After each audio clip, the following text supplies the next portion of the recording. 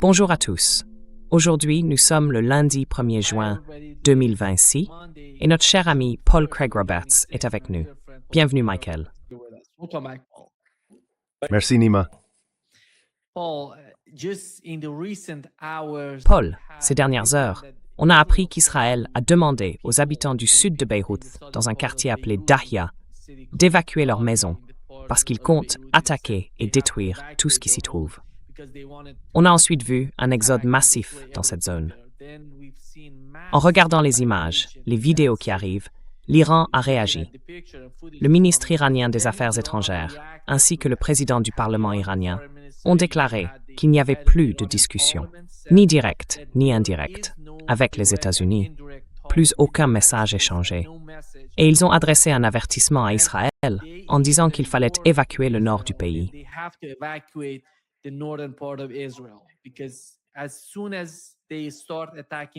Parce que dès qu'ils vont commencer à attaquer Dahia, après cette évacuation, l'Iran va riposter et frapper le nord d'Israël. Ensuite, il y a eu un appel téléphonique entre Donald Trump et Benjamin Netanyahou.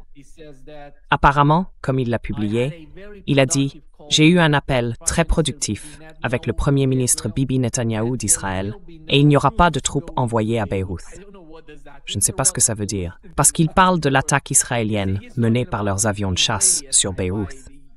Et puis il a ajouté que de la même manière, par l'intermédiaire d'un représentant haut placé, il avait eu un très bon échange avec le Hezbollah. C'était encore plus incroyable. Je ne sais pas qui a parlé avec lui au nom du Hezbollah, mais c'est ce qu'il a écrit dans ce tweet.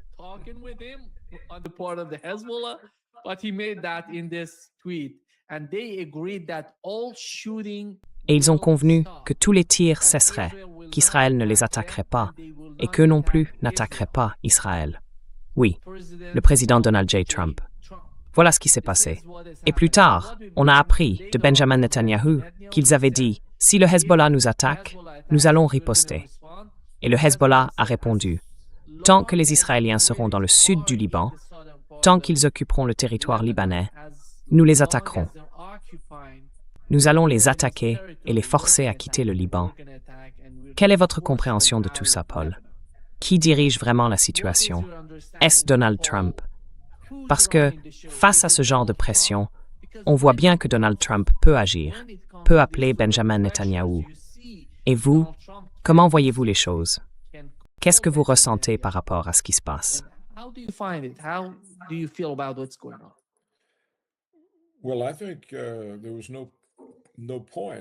Eh bien, je pense que ça ne servait à rien que Donald Trump appelle Netanyahou pour lui demander d'arrêter. C'est l'Iran qui décide. C'est l'Iran qui tient les rênes. Et l'Iran a dit à Israël, « Très bien, allez-y, bombardez le sud de Beyrouth, et nous, on va frapper le nord d'Israël. Alors vous feriez mieux de commencer à évacuer vos maisons. Tout est complètement sous le contrôle de l'Iran. Trump n'a rien fait. Qu'est-ce qu'il a fait, Trump? Et qu'est-ce que Netanyahou peut faire quand il entend les Iraniens dire « Si les Libanais doivent évacuer leurs maisons, alors les Israéliens doivent évacuer les leurs. » C'est ça le point essentiel. Et de toute évidence, Netanyahou a cru l'Iran. Je me suis demandé pourquoi l'Iran laissait Israël continuer ses attaques au Liban.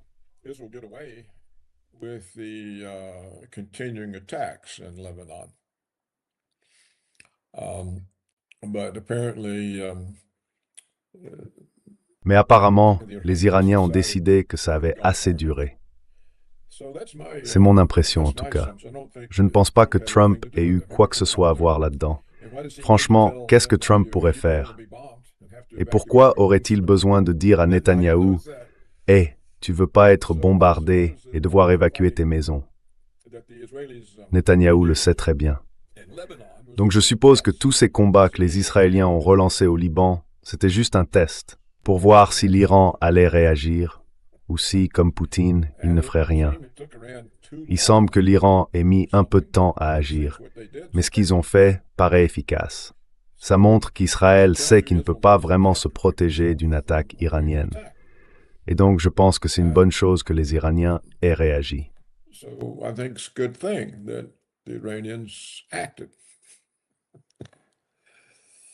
Le problème, Paul, avec Israël, c'est qu'ils sont complètement dépassés par les tactiques et les armes que le Hezbollah utilise. Les drones FPV, les roquettes, même les roquettes atteignent des cibles en Israël. Tu vois, le dôme de fer ne fonctionne pas. On a l'impression qu'il échoue encore et encore. Et c'est ça le vrai problème pour les Israéliens aujourd'hui, Paul. C'est pour ça qu'ils doivent frapper à Daïa, à Beyrouth, pour toucher des cibles là-bas, parce qu'ils ne peuvent pas affronter le Hezbollah dans le sud. La seule raison pour laquelle ils doivent escalader, c'est qu'ils n'ont tout simplement pas de solution.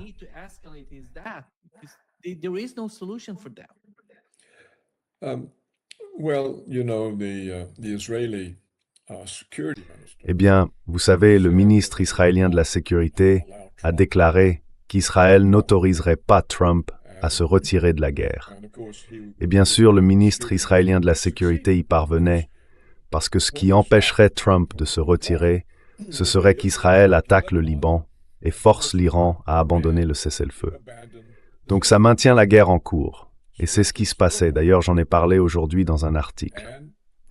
J'avais prévu de le publier demain, mais avec ce nouveau développement, je vais devoir le modifier. Et ce qu'a fait l'Iran, c'est dire « Très bien, vous continuez d'attaquer les Libanais et vous leur ordonnez d'évacuer leur maison, alors nous vous prévenons, la même chose va vous arriver. »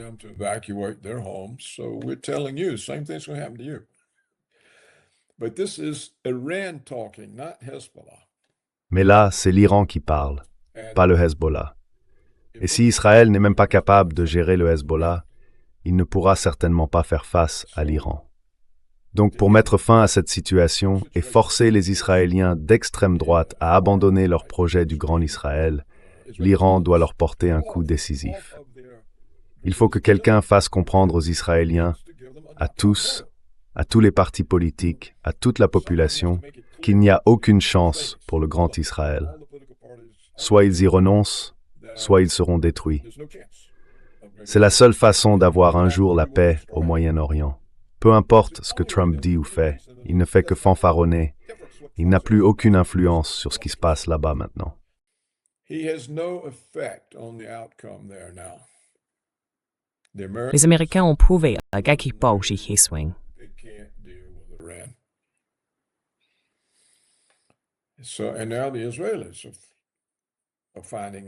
Et maintenant, les Israéliens sont en train de le découvrir, et ils doivent vraiment le découvrir d'une manière très claire. Quand un pays comme Israël affiche un programme comme celui-là, réaffirmé encore l'autre jour par le ministre de la Sécurité, en disant qu'ils n'ont aucune intention d'arrêter ces guerres, que leur objectif, c'est le Moyen-Orient, c'est ce qu'a dit le ministre, je le cite. Eh bien, face à ça, sur quoi voulez-vous négocier? Un cessez-le-feu? Franchement, de quoi parle-t-on? Soit on se rend, soit on gagne. Et peut-être que les Iraniens commencent à le comprendre. Ils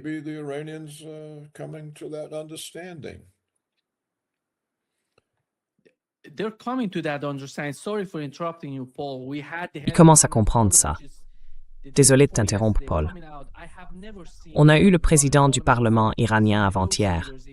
Et franchement, je n'ai jamais vu le président du Parlement iranien, ni même certains négociateurs en Iran, ceux qui sont responsables des discussions, parler de cette façon. Il a dit « Nous décidons de tout sur le champ de bataille et nous mettons simplement les résultats du champ de bataille sur le papier. » Et ça, je n'ai jamais vu ça en Iran. C'est nouveau. C'est un nouveau ton, une nouvelle stratégie, une nouvelle manière de voir les choses. Et c'est bien, parce que c'est la seule chose qui peut arrêter les guerres. Il faut bien qu'il y ait un vainqueur.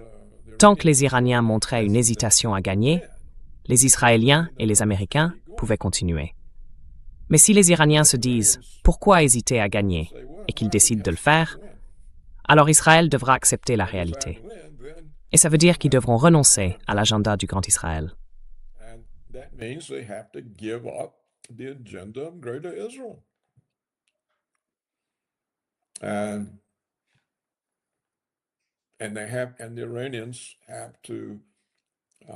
Et les Iraniens doivent faire pression, menacer les États du Golfe. Vous êtes avec nous ou contre nous. Ils doivent reprendre les mots du président George W. Bush. Vous êtes avec nous ou contre nous? C'est ce que les Iraniens doivent dire à tous les États du Golfe. Et si vous êtes contre nous, nous allons vous détruire. C'est la seule façon de parler dans une situation pareille. On ne peut pas faire semblant qu'il y a un malentendu et qu'on peut le régler par la négociation. You can't pretend there's a misunderstanding and you can negotiate it away.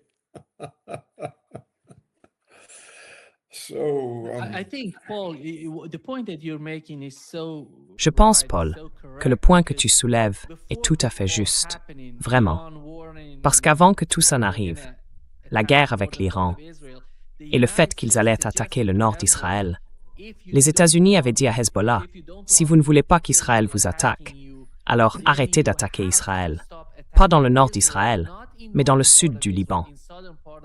Vous arrêtez d'attaquer Israël depuis le sud du Liban, et alors Israël décide de ne pas vous frapper à Beyrouth. C'était complètement fou. Il a dit, mais qu'est-ce que c'est que ça? Et puis l'Iran s'en est mêlé. L'Iran a dit, il ne se passera rien, on va attaquer Israël. Peu importe ce que Donald Trump raconte.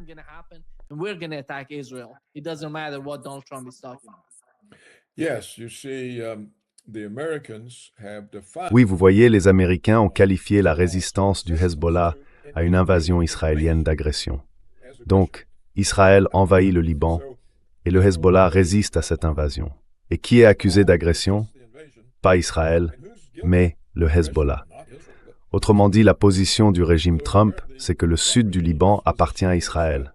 Israël le revendique depuis longtemps. Regardez, c'est la troisième fois, au moins la troisième fois, qu'Israël entre pour occuper le sud du Liban.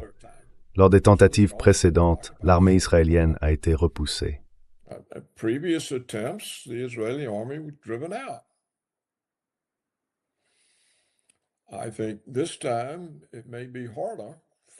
Je pense que cette fois, ce sera plus difficile pour le Hezbollah parce qu'ils ont perdu beaucoup de leurs dirigeants à cause des assassinats israéliens.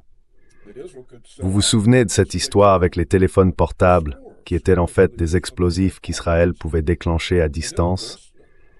Ils ont tué des dizaines de responsables du Hezbollah comme ça. Et puis bien sûr, la Syrie n'est plus là. Donc les voies d'approvisionnement du Hezbollah depuis l'Iran ont disparu. Ils sont freinés et le Hezbollah est en position de faiblesse par rapport à avant. Mais malgré tout, j'ai l'impression que les Israéliens n'ont pas réussi à traverser la rivière. Non, leur invasion est bloquée. Elle ne peut pas avancer. Et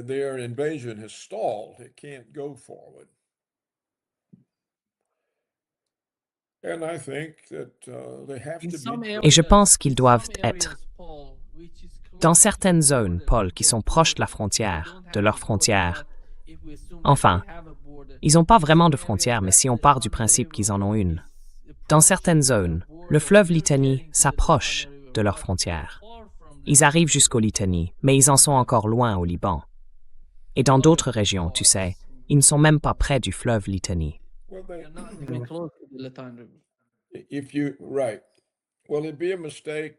D'accord. Eh bien, ce serait une erreur d'avoir un cessez-le-feu qui permettrait à Israël de garder une partie du Liban. Vous voyez, c'est comme ça qu'ils ont pris la Palestine. Ils la prennent morceau par morceau depuis 1947. Ils en prennent une partie, puis il y a un cessez-le-feu, ils s'arrêtent un moment, et ensuite ils en reprennent encore un peu. Et maintenant, ils prennent Gaza et les quelques colonies qui restent en Cisjordanie. Et ils pensaient être sur leur lancée, parce qu'ils comptaient sur les États-Unis pour attaquer l'Iran à leur place. Alors ils ont recommencé avec le Liban.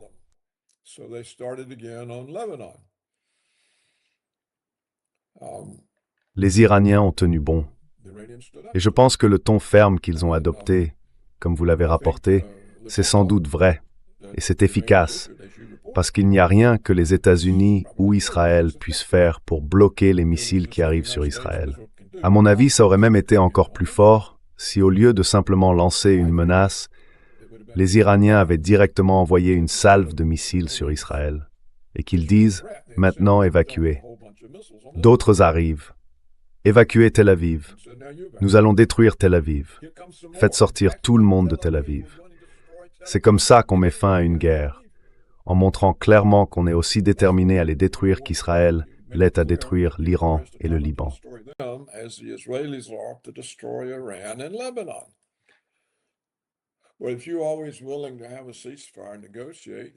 Eh bien, si on est toujours prêt à accepter un cessez-le-feu et à négocier, alors les gens ne vous prennent pas au sérieux comme adversaire. Regardez, même la toute petite Lettonie. Qu'est-ce qu'ils sont? 3 millions d'habitants? 3 millions? Même eux, ils ne prennent pas la Russie au sérieux. Pourquoi? Parce que Poutine ne fait jamais rien. Pour être pris au sérieux, on ne tend pas l'autre joue. Il faut frapper fort, vraiment fort. Et les Israéliens, ça fait très longtemps que ça leur pendait au nez, et personne ne l'a fait. C'est pour ça que la Palestine est détruite, que l'Irak est détruit, que la Syrie est détruite, que la Libye est détruite, que l'Iran est en guerre et que le Liban est en guerre. Parce que personne ne s'est levé contre les Israéliens.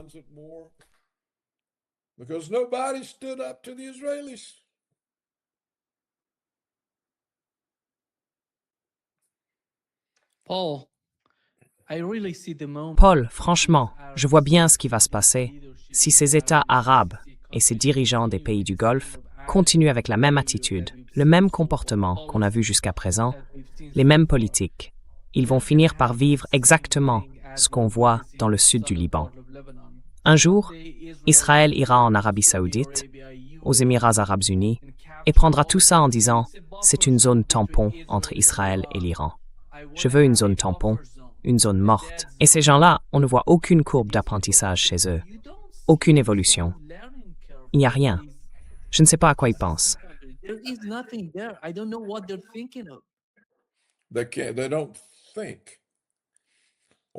ne réfléchissent pas.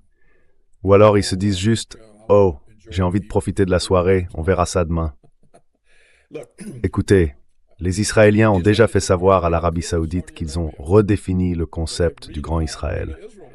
Désormais, ça irait du Nil jusqu'au Pakistan. Donc, les Israéliens ont déjà dit aux Saoudiens « Nous vous revendiquons, l'Arabie Saoudite fait partie du Grand Israël. » Ils ont dit la même chose aux Turcs. Vous savez, j'en ai déjà parlé dans cette émission avec vous. En février dernier, l'ancien Premier ministre israélien Bennett, c'est bien ça Bennett, est venu assister à la réunion annuelle du lobby israélien aux États-Unis et il leur a dit « La Turquie, c'est le prochain Iran. »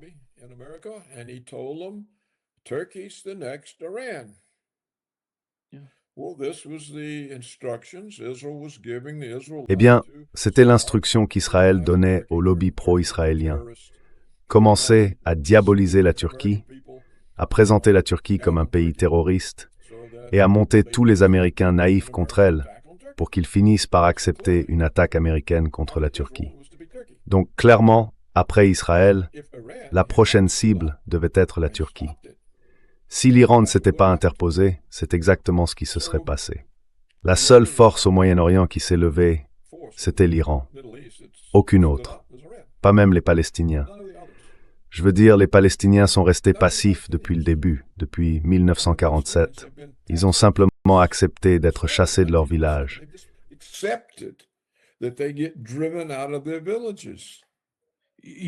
Vous voulez dire les Palestiniens en Cisjordanie, parce qu'on sait que le Hamas riposte.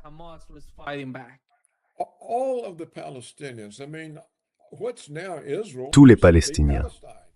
Enfin, ce qu'on appelle aujourd'hui Israël, c'était autrefois la Palestine, non? Vous n'avez jamais vu les cartes qui montrent comment la Palestine s'est rétrécie au fil du temps? Au début, Israël n'en occupait qu'une toute petite partie.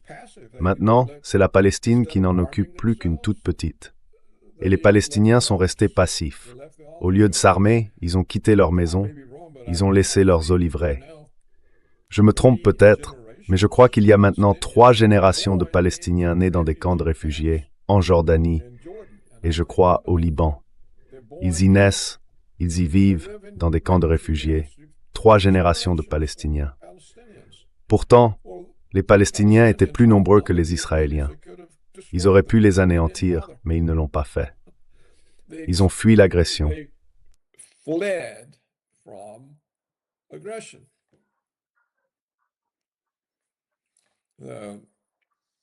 the feeble efforts that Egypt and Syria Les faibles tentatives de l'Égypte et de la Syrie, franchement, ce n'était même pas sérieux.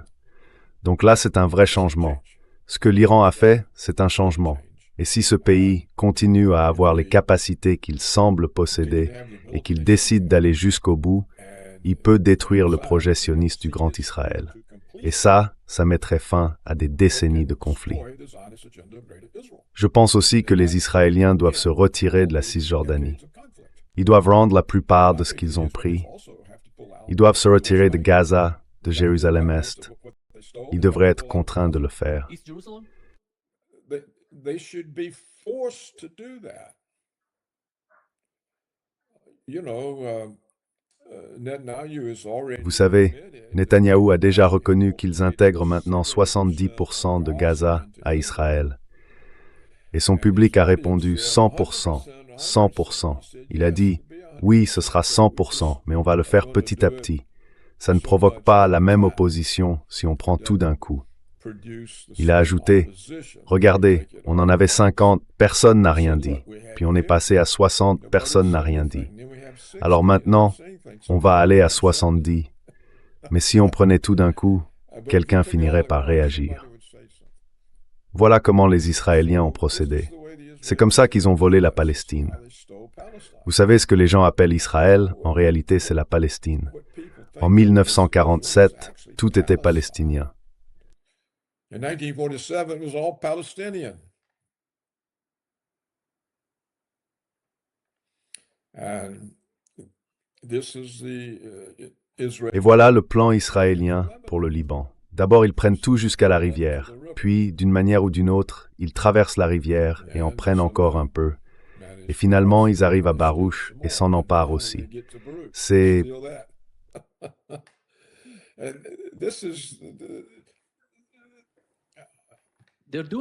Ils font ça en Syrie, Paul. Ils le font en Syrie, avec le plateau du Golan. Puis ils vont toujours plus loin et ils en prennent encore davantage.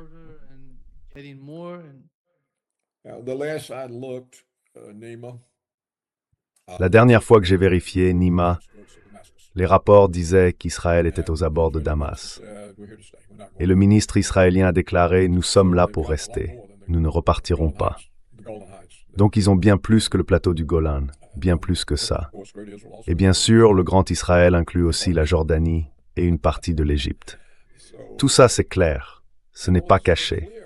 On le sait depuis 100 ans. Et ils le mettent en œuvre depuis 75 ans. Et les Arabes et les musulmans ne font toujours rien à ce sujet. Non, ça concerne un autre pays.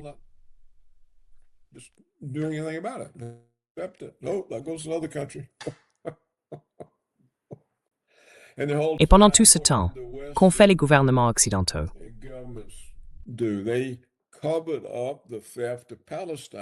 Ils ont dissimulé le vol de la Palestine en parlant de la solution à deux États. La solution à deux États. Eh bien, le Grand Israël, lui, n'a pas de solution à deux États. Il y a une seule solution, Israël. Et ce n'est pas comme si c'était caché ou inconnu. Vous savez, les Israéliens sont très francs à ce sujet.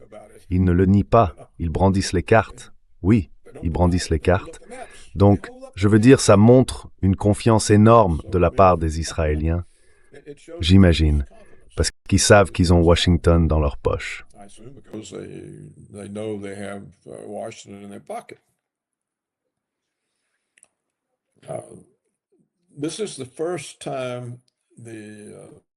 C'est la première fois depuis longtemps que l'accord américano-israélien rencontre de vraies difficultés parce que Trump a été profondément embarrassé par la défaite américaine en Iran.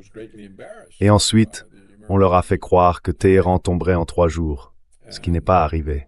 Et maintenant, Trump ne sait plus comment s'en sortir. Je crois, et si je me répète, je m'en excuse auprès de vous et de votre public, que la seule issue pour Trump, ce serait de lancer une autre guerre à Cuba. Comme ça, toute l'actualité se déplacerait vers Cuba. Trump rappellerait les porte-avions d'Iran pour les envoyer là-bas, et toute l'affaire iranienne passerait au second plan, puis disparaîtrait complètement. Et les médias ne parleraient plus que de Cuba. À mon avis, c'est la seule vraie façon qu'il a de s'en sortir. Et les Israéliens, eux, étaient bien décidés à ne pas le laisser faire. Mais cette déclaration dont vous parlez, celle que les Iraniens auraient faite aujourd'hui, c'est une déclaration vraiment forte.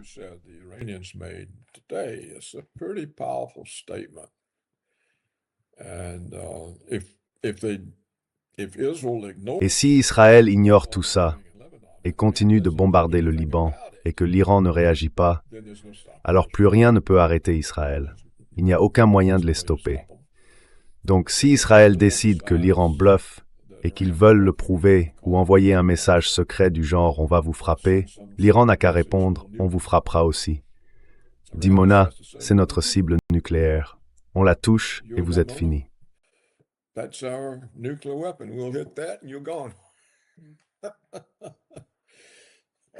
En fait, vous savez, Si l'Iran était dirigé par Jules César ou Napoléon, ils auraient déjà frappé Dimona et il ne resterait plus rien d'Israël.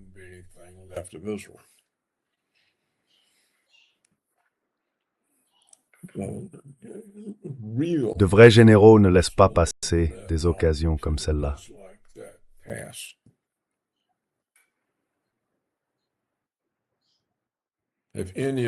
Si l'un des grands chefs militaires de l'histoire s'était trouvé en Iran, Israël n'aurait pas existé bien longtemps. Il n'y aurait plus rien là-bas.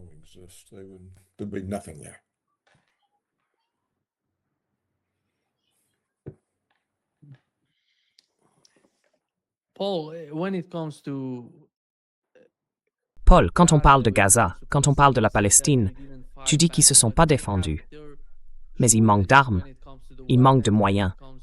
Ils ne les ont tout simplement pas. D'après toi, qui pourrait vraiment les aider? Parce que si on regarde la géographie, on se dit que le gouvernement égyptien serait le mieux placé pour le faire.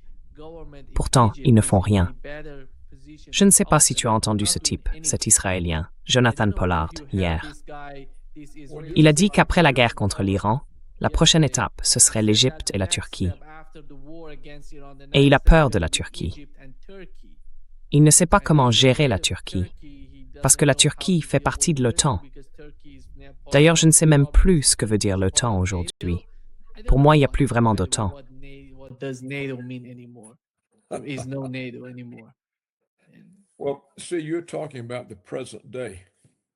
Tu vois, tu parles d'aujourd'hui. Mais tout ça a commencé en 1947, à une époque où les Palestiniens étaient bien plus nombreux que les Israéliens. Et quand ils ont commencé à ressentir la menace, ou quand un village était menacé, l'autre village n'allait pas chercher des armes, parce qu'il n'y avait pas de missiles à cette époque-là. Israël n'avait pas non plus d'artillerie, ni de chars, ni une force aérienne fournie par les Américains. Les Palestiniens auraient donc pu avoir les mêmes armes qu'Israël, des fusils, des baïonnettes, ce genre de choses. Le village attaqué ne faisait rien, et les autres villages non plus.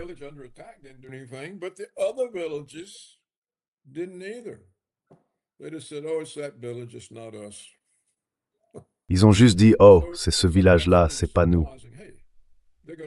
Alors, au lieu que les Palestiniens se rendent compte qu'on allait les grignoter petit à petit, ou peut-être qu'ils pensaient que les grandes démocraties morales de l'Occident allaient les sauver, eh bien on ne peut pas penser ça pendant 75 ans. Et en réalité, la première opposition palestinienne, enfin avec une vraie détermination, semble être le Hamas. Le prédécesseur, j'ai oublié son nom, mais l'Organisation de libération de la Palestine, l'OLP, n'a jamais vraiment mené de combat. Donc la première fois qu'Israël se retrouve face à quelque chose qu'il ne peut pas gérer, c'est avec l'Iran.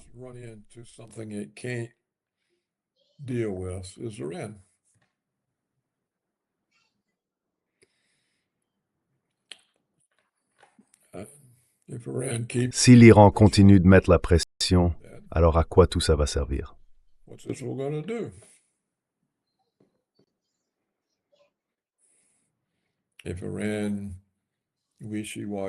Si l'Iran hésite et accepte un nouveau cessez-le-feu, avec encore quelques discussions, Israël dira « Ah, encore un pays stupide », et ils continueront comme avant. Donc à mon avis, il n'y a rien d'autre à dire là-dessus. Nous aussi d'ailleurs.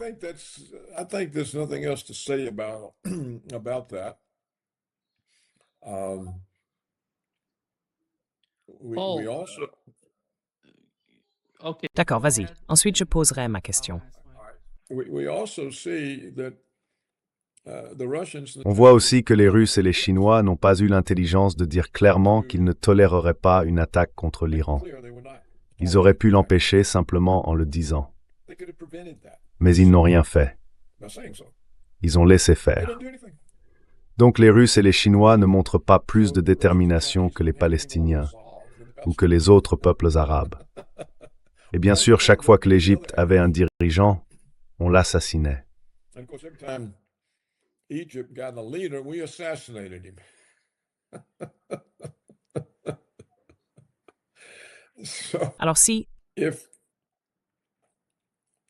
Iran has shown more determination, L'Iran a montré plus de détermination que la Russie ou la Chine. all of their others, Ça en dit long sur les Iraniens. they're an ancient Mais bien sûr, c'est un peuple ancien, les Perses.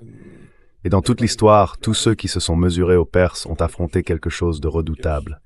Vous savez, les Perses sont toujours là, alors que les Grecs et les Romains ont disparu. people still here, the Greeks and Romans gone. Allez-y. Go ahead. Paul, non, Paul. qu'est-ce Qu'est-ce que Donald Trump tire d'Israël? Est-ce que tu as vu quelque chose, un avantage quelconque, dans ce genre de relation qu'il entretient avec Israël? Est-ce que tout ça tourne autour de sa richesse personnelle, du fait que les gens proches d'Israël l'aident d'une manière ou d'une autre à s'enrichir, à améliorer sa vie personnelle? Je parle de la richesse de sa famille, pas du pays. Quelle est, selon toi, la nature de cette relation entre Donald Trump et Israël? Quelle est ta compréhension de tout ça? I don't have any inside information. Je n'ai pas d'informations privilégiées. J'ai vu des rapports qui semblent crédibles, selon lesquels la fortune de la famille Trump aurait augmenté d'environ 4 milliards de dollars depuis qu'il est en fonction, et la valeur nette de ses deux fils aurait grimpé de façon spectaculaire. Je crois que l'un d'eux serait passé de 50 à 300 millions. I think one went from 50 million to 300 million. Trump, as I pointed out some time Trump, comme je l'ai déjà dit il n'y a pas si longtemps, est, je crois, le premier président depuis Lincoln, Harding, Grant, donc depuis le 19e siècle, à faire des affaires pendant qu'il est en fonction. Vous voyez, Trump a lancé des entreprises, notamment une société de monnaie numérique. Lui, oui, et sa femme aussi. Il utilise des procès pour obtenir de l'argent des contribuables. En fait, il mène plusieurs activités commerciales tout en étant président. Franchement, je n'ai jamais vu ça. Pour moi, c'est un abus de position. Ça ressemble à un conflit d'intérêts. Il se sert de la présidence pour gagner de l'argent. Alors on peut dire oui, Clinton aussi et Biden aussi. On sait que Biden et son fils vendaient de l'influence, tout ça. Mais Trump, lui, crée carrément des entreprises. Il ne se contente pas de monnayer son influence.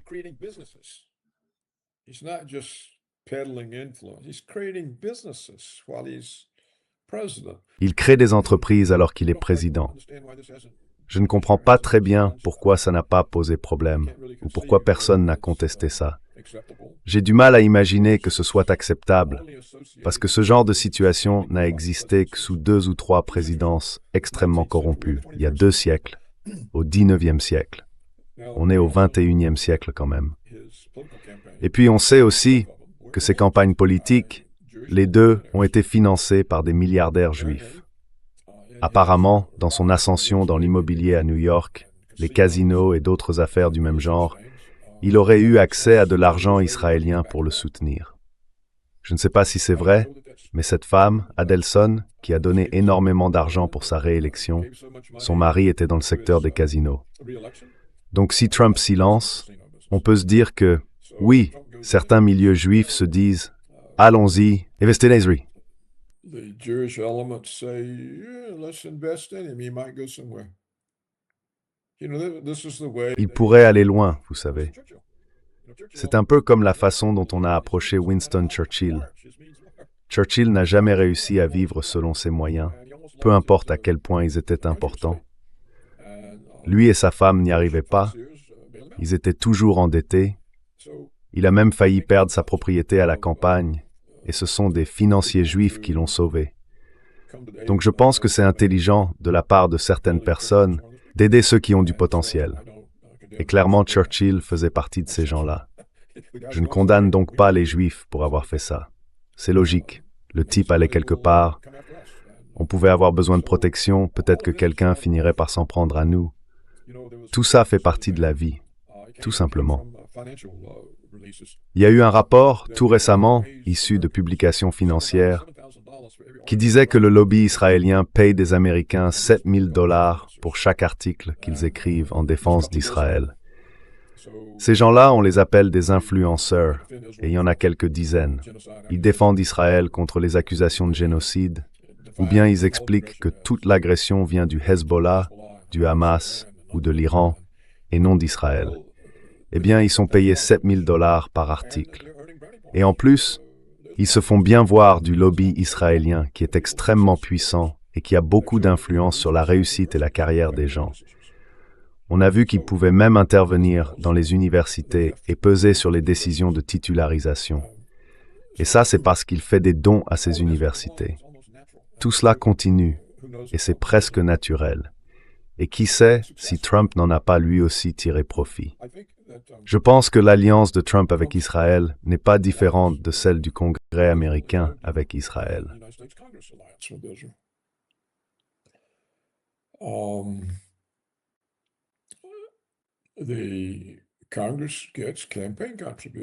Le Congrès reçoit des contributions de campagne.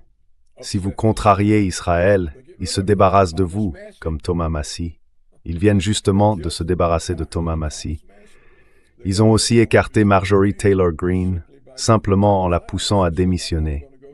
Elle a dit « Je ne vais pas passer par une élection pour qu'on traîne mon nom dans la boue ». Donc il n'y a aucune indépendance vis-à-vis d'Israël au sein du gouvernement des États-Unis. Je me souviens, il y a longtemps, quand je travaillais au Congrès et que j'avais toutes sortes d'habilitations de sécurité. À l'époque, la CIA était très préoccupée par l'espionnage extraordinaire mené contre les États-Unis par les Israéliens, mais elle ne pouvait rien faire. Elle n'en avait pas le droit. Et Israël n'abandonne jamais l'un de ses espions. Si on en découvre un qui est condamné, Israël reste sur le dossier jusqu'à ce qu'on le libère.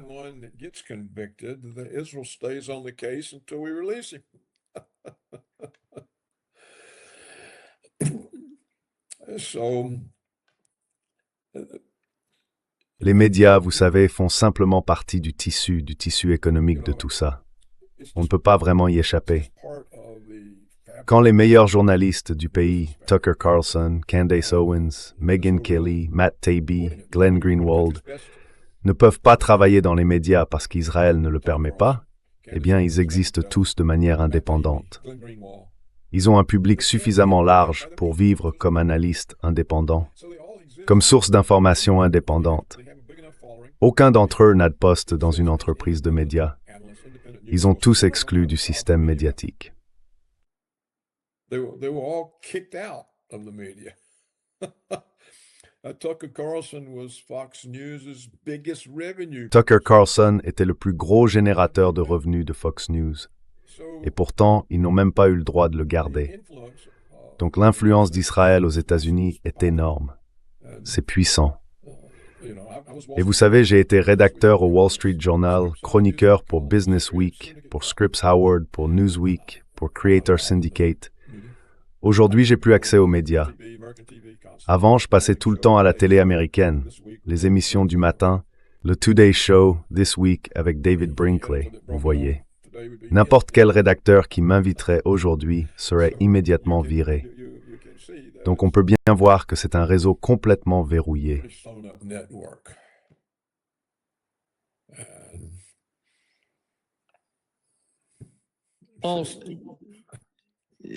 Paul Steele. Le Congrès américain est en train, d'une certaine manière, de fusionner les deux armées, l'armée américaine et l'armée israélienne. Est-ce que vous voyez une menace qui pourrait en découler? Parce que c'est énorme quand on regarde ce qui se passe. Je ne sais pas ce qu'ils cherchent exactement, mais la façon dont ils avancent, ça veut dire qu'Israël peut faire tout ce qu'il veut et que les États-Unis doivent les soutenir. Il n'y a pas d'autre issue, vu la manière dont il se rapproche d'Israël.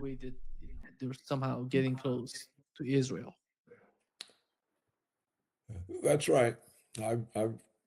I didn't C'est discover ça. this, but Ce n'est pas moi qui ai découvert ça, mais j'en ai parlé l'autre jour. Philippe Giraldi a publié un article à ce sujet, je crois, dans The American Conservative Review. Le Congrès des États-Unis a actuellement 2 projets de loi qui avancent sans aucune opposition.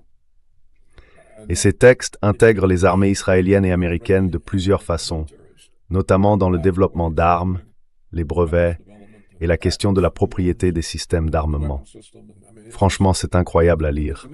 Et le peuple américain n'en sait absolument rien, parce qu'il n'y a aucune opposition au Congrès. Il n'y a donc aucun moyen pour les Américains d'en entendre parler, et très peu de gens osent écrire là-dessus. Il y a bien quelques personnes dans les médias en ligne, mais but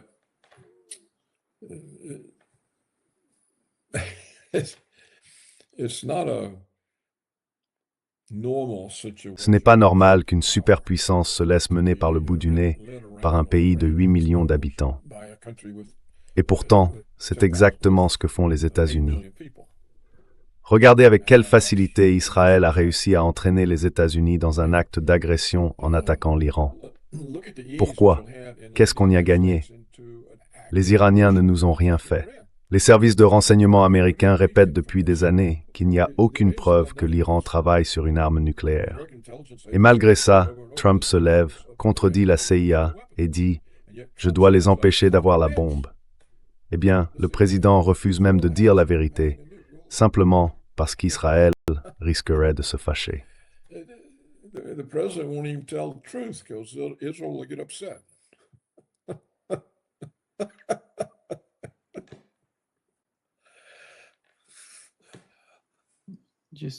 C'est incroyable, tout ce qui se passe avec ce type, Trump. C'est quoi, Howard?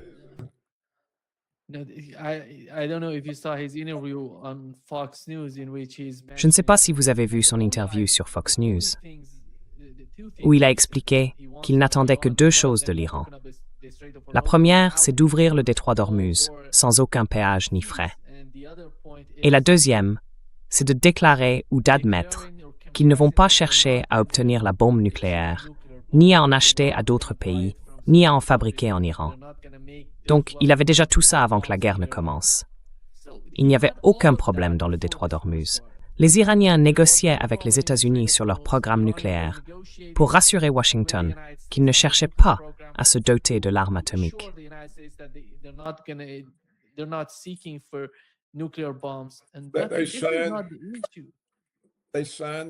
Ils ont signé le traité de non-prolifération. Ils ont déjà donné leur accord. Et ce traité leur donne le droit d'enrichir de l'uranium. Vous savez, on peut l'enrichir pour produire des isotopes médicaux, pour l'énergie nucléaire, pour l'électricité. Les gens disent, mais pourquoi l'Iran en aurait besoin? Ils ont déjà tout ce pétrole. Eh bien justement, ils peuvent vendre ce pétrole, en tirer des revenus, mais s'ils l'utilisent eux-mêmes, ils ne peuvent pas le vendre. Donc, mais vous avez raison, il n'y avait aucune excuse pour que Trump accepte d'attaquer l'Iran. Pour Israël non plus, aucune excuse. Et il invente un faux prétexte, que tout le monde sait être un mensonge. Makes up a false one that everybody knows is a lie. Oh, nuclear weapons, this is just like Ah, les armes nucléaires. Vous savez, c'est exactement comme quand Condoleezza Rice et le secrétaire d'État Colin Powell disaient à l'ONU que Saddam Hussein avait des armes de destruction massive. À l'époque, Condoleezza Rice était conseillère à la sécurité nationale et elle affirmait qu'il y aurait un champignon atomique au-dessus des villes américaines. C'est de la manipulation par la peur. On crée la peur dans la population et ensuite, cette population accepte l'acte d'agression contre le pays qu'on a diabolisé. C'est comme ça que ça fonctionne. Regardez jusqu'où Lindsey Graham est prêt à aller pour diaboliser l'Iran. C'est absurde.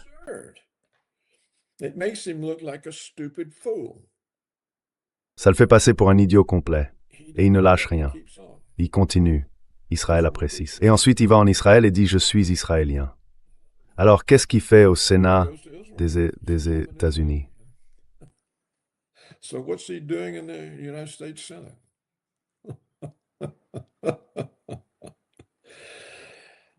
Well, they've worked at it for many decades. Eh bien, ils y travaillent depuis des décennies. As so many of them Et comme beaucoup de leurs premiers ministres l'ont dit, nous n'avons pas à nous inquiéter des Américains, nous les contrôlons.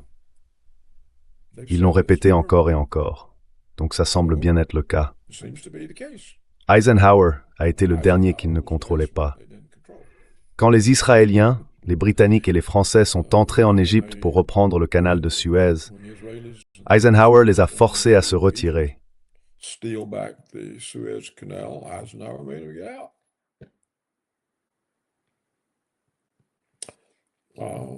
That was C'était il y a quoi? 58, 59, 60 ans. 58, 59, 60. It was C'était il y a très longtemps. La plupart des gens qui vivent aujourd'hui n'étaient même pas encore nés. Oui, exactement. Merci beaucoup, Paul, d'avoir été avec nous aujourd'hui. Un vrai plaisir, comme toujours. Eh bien, merci à toi, Nima. À très bientôt, Paul. thank you. Au revoir. See you soon, Paul. Okay. Bye bye. Au revoir.